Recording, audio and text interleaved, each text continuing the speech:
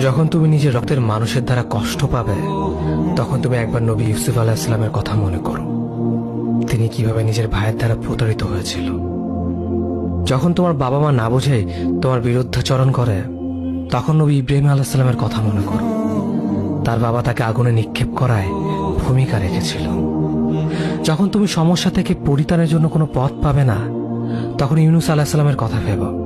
তিনি কতটা সময় তিমি মাছের পেটে আটকা পড়েছিল। যখন তোমার নামে কেউ মিথ্যা অপবাদ ছড়িয়ে দেবে, তখন মা আয়েশা রাদিয়াল্লাহু আনহার কথা মনে করো। তার নামে পুরো শহর জুড়ে কুৎসা রচনা করা হয়েছিল। যখন তুমি অসুস্থ ব্যথার যন্ত্রণায় কাতরাতে থাকো, তখন নবী আইয়ুব আলাইহিস সালামের কথা ভেবো।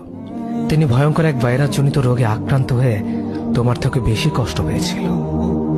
যখন তুমি দিনের কোনো বিধান নীতিতে যুক্তি খুঁজে পাও না, তখন নবী নূহ আলাইহিস সালামের কথা ভেবো। তিনি কোনো প্রশ্ন ছাড়াই মরুভূমিতে নৌকা তৈরি করেছিল।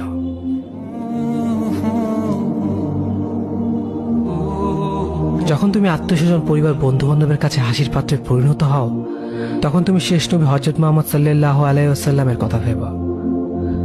রাসূল সাল্লাল্লাহু আলাইহি ওয়াসাল্লাম বলেছিলেন, সবচেয়ে বড় পরীক্ষা দিয়ে সব থেকে বড় পুরস্কার আসে।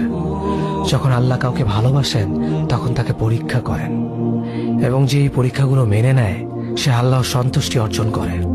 আর যে অভিযোগ করে, সে তার ক্রোধের পাত্র হয়। হে আল্লাহ, তোমার কথা মনে করা, তোমার প্রতি কৃতজ্ঞ হওয়ার এবং তোমার ইবাদত করার তৌফিক আমাদের দান করো। আমিন।